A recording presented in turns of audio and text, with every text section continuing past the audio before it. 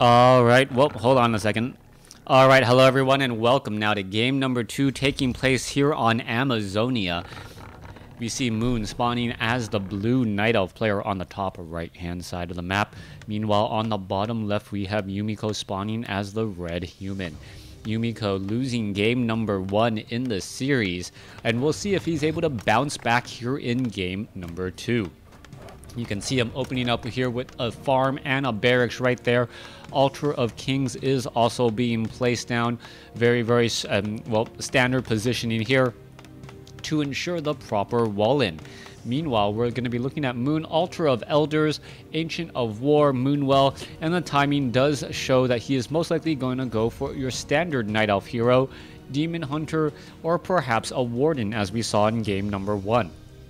I am expecting Yumiko to go for an Archmage here and Moon to go for the Demon Hunter just because it's a little bit more standard. There's more creeps to actually creep out, and with that, you generally want a little bit of a faster standard creeping pattern.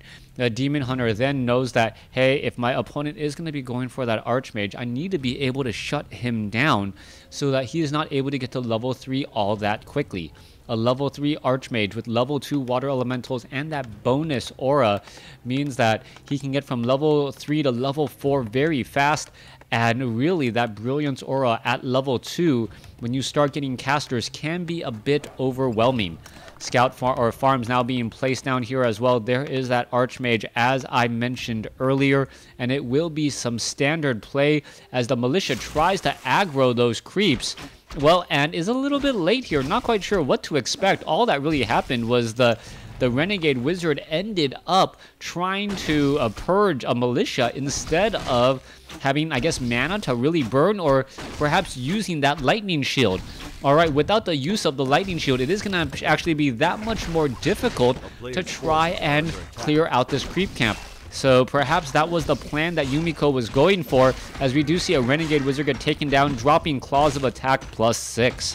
Back down across over here, we see one Footman scouting out the position. Archmage looking to try and clear this 5-3-3 3-1-1 creep camp. As you're going to see this get taken out almost at level 2 now, and he's now leaving behind the Tome of Intelligence. Alright, I don't know if that's the smartest move you can do, leaving behind a Tome of Intelligence, but we are going to be looking at the mercenary camp trying to grab a Forest Troll Shadow Priest. You can see the units are now making their way back here, and they're going to be repositioning themselves. Was the Forest Troll Shadow Priest, was it hired? I do not believe so, and that's actually going to be a little bit of slowdown on Moon. If Moon is unable to abolish magic, that Water Elemental can obviously deal more damage and stick around longer. So the only way the Demon Hunter can slow down the Archmage now is with Mana Burn. Mana Burn obviously being a very, very effective way of removing those Water Elementals, as 50 mana is essentially removing almost half of that Water Elemental's ability to stay in play. Demon Hunter does have Cloak of Shadows. That could be rather interesting there. A surprised Mana Burn coming in from the darkness, as we now see, well, the Footman trying to get in position here and making sure that there is no Forest Troll Shadow Priest. Archmage has now made its way over. Is damage going to be added in? Let's take a look at this. Units are now making their way back out, and you can see Moon trying to bring in some units, and this is going to be a problem. Are we going to get the Forest Troll Berserker or any of the other units as well? Let's take a look at the units. They're all trying to run away, and the Forest Troll Shadow Priest will end up surviving. Archmage gets Mana Burn, and Moon, even though Yumiko had the proper setup to try and shut him down, looks like he will be the victor here. Another Mana Burn coming across. No more Water Elementals at all, as the Archmage is now in a bit of trouble. You can see him trying to dodge every which way as the militia now trying to catch up to that Archmage. Alright, level 2 on that Archmage. Archmage most likely going to get Mana Burned again, though. That is going to be a serious problem. There you go, down to 72 mana, as the Demon Hunter is going to start picking off some of these units. Alright, one militia taken down. Footman looks like it will be able to get away. Archmage able to pick up a potion of greater healing. Very strong there, as the Demon Hunter now Cloaks of Shadows All right, Cloak of Shadows looking so strong, but now the reveal has come into play. Archmage now being forced to deal with the archers trying to attack from the back. Demon Hunter may get taken down. Scroll of Town Portal is used in time as the Archmage is now going to be forced to try and run.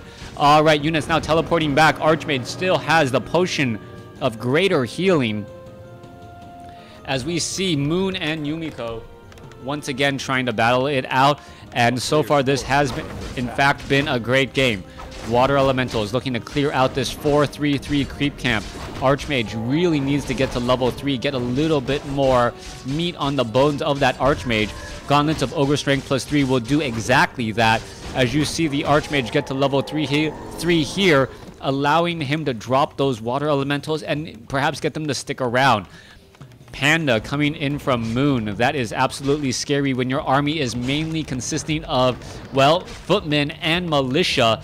Archmage is going to be hiding in the back, and all the Panda has to do is huff and puff and blow these units away.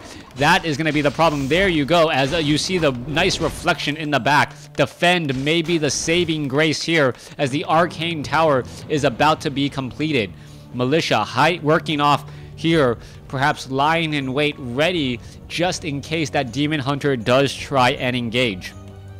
Archmage is sitting at level 3, not using a Clarity Potion though, surprisingly enough, as we see him sit at 36/48 supply compared to 35/40. Moon has not yet cleared out this expansion, nor does, well, Tree of Life is about to be completed though, as you see the Demon Hunter venture forth again. Alright, some items were sold. Archmage picks up a Scroll of Regeneration. Again, mana burn on that Archmage is most likely incoming. No Boots of Speed on either of those heroes, as the Archmage is now running for the hills. Is going to be able to pick up the necessary item. Unable to do so, as the units are now trying to get every which way again. Alright, where's that Archmage really looking to go? He's going to go ahead and pick up those Boots of Speed, now try and run away and be able to do exactly that, as he is relatively still low on hit points. Scroll of Regeneration could be used here. No other footman, well, one footman lagging behind the rest, doesn't realize that his defend shield is still up, as the Demon Hunter going to be getting in the position here. All right, this potentially could be bad. There's a mana burn. Archmage is in trouble once again, as all the units need to double back away. A bit of reflecting once again, and this footman is purposely running into harm's way. Did he throw up the defend at just the right moment to reflect attacks? It looked like it, but, well, the defend does not do anything against the glaive of a Demon Hunter. Now we see a bit of a problem for Yumiko. Yumiko is, well, low on hit points on his primary hero, and he does not want to use that potion of greater healing until it is absolutely necessary. He's trying to finish off some of these units here. Breath of Fire, Drunken Haze from the level 2 Panda, as an archer may end up getting taken down. One more shot should do it. And that was some beautiful micro there, using a Forest Troll Shadow Priest to purposely heal that low hit point unit. Footman now trying to back off here. Archmage, well, Goblin Zeppelin did in fact pick him up. The remaining units going to come in here, as Moon now bringing over a Hippogriff to try and poke apart that Goblin Zeppelin. Alright, down to 472 hit points. Archmage now trying to head off to the north here, trying to maintain the economic advantage. That Goblin, the Entangled Gold Mine, is getting low on hit points. It may actually get taken out, but at what cost? This is not looking good at all, as the Panda is just getting higher and higher up in level. Once that Panda gets to level 3, if Yumiko has not transitioned into Spellbreakers, the game will pretty much be over, as that Panda with level 3, at level 3 gets level 2 Breath of Fire and level 1 Drunken Haze. The damage over time, the slow, just far too much to deal with, as the Goblin Zeppelin is, well, trying to stay alive here. Alright, are we going to get the proper repairs? No, we are not, as the Goblin, the Hippogriffs are like, you know what? I can deal with this. That's absolutely no problem whatsoever. Alright, flight up onto the high ground, not going to do very much damage at all. Meanwhile, Panda is at 3, only sitting at 34 mana though, so it is going to be quite some time before he becomes a prominent threat again. Meanwhile, these Hippogriffs still flying around trying to keep track and scout out all of this position. You can see that the rifleman is trying to, well, slow them down. It looks as though one hippogriff down to 33 hit points, but lives to fight another day, not having those long-range rifles being a very, very difference. As we now are looking at, well, the Renegade Wizard and the 55522 creep camp. This mercenary camp now getting cleared out. Panda may get to level 4 off of this creep camp. Meanwhile, Naga Sea Witch, cold arrows trying to slow down this Demon Hunter, but that is just not working out enough either. Let's take a look. Moon does have a sentry ward inside the base, able to keep track of everything. Also, Water Elemental in that front position. Sasquatch going to get taken out as the Demon Hunter, once again, able to get in a good mana burn across all of these units. Rifleman perhaps should be backing off here, or at least forcing that Sasquatch to switch targets, as we now see, what is that, water? Yeah, replenishment potion now getting finished off there. Alright, Naga Sea Witch could use a little bit more mana, but then again, so could that Archmage. That item might be sold. Yes, it will in fact be sold, as the Naga Sea Witch still using those cold arrows. Tome of Intelligence +2 now onto that Naga Sea Witch for a little bit more damage. Panda just shy of level 4. Demon Hunter actually dangerously close to death right now, down to 33 hit points, and will perhaps, yes, use that replenishment potion, and may also try to drink from a Moonwell, as we now are going into Nightfall. All right, using draining these Moonwells just at the start of the night. Beautifully done here. Demon Hunter now pretty much back up to full, as the Archmage Naga Sea Witch sitting at 3-1 compared to a 3-3 from the 4-3, excuse me, coming in from the Panda and Demon Hunter. Moon has the economic has economic equality, has the hero advantage, and may have the supply advantage. No, does not have the supply advantage, but still able to have the proper counters. Sorceress getting picked off there. And I don't believe Yumiko actually knows the size of his army compared to his opponent.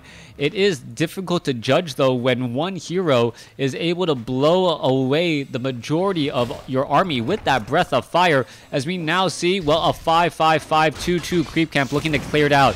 Footman does have defend. He is trying to reflect some of those attacks back, but little does he know his opponent is just right in the back, lying in wait. Moon with a sentry ward right there, knowing what exactly is going on and when. All right, no easy way to try and engage here. Water Elemental is going to be pushing. Do we see enough slow arrows? No, we don't. The Tree of Ancient of War also having Nature's Blessing, having up to 7 armor now and moving significantly faster. So even trying to use workshops with siege engines is not going to work out nearly as well, as those siege engines, as the Ancients of War will just uproot, have higher armor that is not fortified, and be able to do a bit of damage. All right, Ancient of War slowly walking into place here. Peasants should be on massive auto repair. Not quite sure why not. Mana Flare coming across. Wisp coming in for the detonation. Breath of Fire going across, as well as Guard Tower number 1 and Guard Tower number 2 are canceled and destroyed. Bears now trying to make their way across as well. Bears in that front line position. Absolutely no Griffins to counter, as those Bears are going to just be tearing apart the Spellbreaker army. Stormbolt is what you need right here to try and remove a unit from play, but all you see is Yumiko in a massive run away, trying to stay alive. All right, let's do a little bit of healing, and we see a little bit of chasing, going back the other way, trying to get back underneath the mana flares of these fairy dragons, and that's the problem. Moon can zone out his opponent and prevent him from healing, saying, you know what, all I have to do is retreat back to here, and I know you cannot effectively chase me. Naga Sea Witch coming back down around to the center location. He's going to be heading back off to the north. He's trying to regain ground, trying to draw a line in the sand that gives him some sort of advantage. But this is going to be that much more difficult to do, especially as the Bears of Moon are upgraded 1-2 compared to the 0-0 upgrades on those Spellbreakers. Ancient of War absolutely taking a beating right here. Gonna get destroyed. Naga Sea Witch actually gets the killing blow. or the human player gets the killing blow right there as the rock golems are now trying to pull back. What is going to go down here? Riflemen upgraded at 1-0. Spellbreakers not upgraded at all. As you see, the fairy dragons being dropped into place. Archmage now trying to turn back around, trying to fight that one water elemental, not standing a chance whatsoever. Guard towers need about another 30 seconds or so. Fork lightning coming in from the Naga Sea Witch. As you see, a bit of cold arrows now raining down on that panda. Panda is in a little bit of trouble, but able to, well, dispel magic that lasts slow, as we now see a bit of roar being stolen and taken away from those bears. Yumiko does have the guard towers now. Is it going to be enough? Naga Sea Witch perhaps going to try and aggro those creeps. There goes a boulder toss right there as the units are now trying to engage. All right, this could potentially be a problem if you let the final shot come in from the guard towers. Each unit taking a bit of damage. Once they get to half-life, they, I guess, back off. I think Yumiko actually got the experience there. Going to continue to try and fight this down. Spellbreakers in position. Perhaps finish off the rock golem first, as we now see the main army of Moon looking to teleport and pressure down the expansion location here that has really become the main base. Breath of Fire coming down. All right, are we going to see a Scroll of Town Portal? Yes, we are going to see a Scroll of Town Portal. Is it going to be in time, though? Yes, teleports to the back. Fairy Fire, Breath of Fire, as the Demon Hunter able to remove the economic advantage. Spellbreakers not in position. The repairs not in time. As we are just absolutely seeing the destruction of Yumiko's army.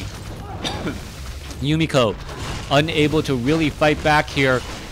Just not enough protection at all. Spellbreakers are getting destroyed. Naga Sea Witch tries to use a Scroll of Healing, does use it, but still not going to be enough. And there is the game. Moon taking the series 2-0. Thanks for watching. Thanks for listening. Hope you guys enjoyed game number 2 of this series.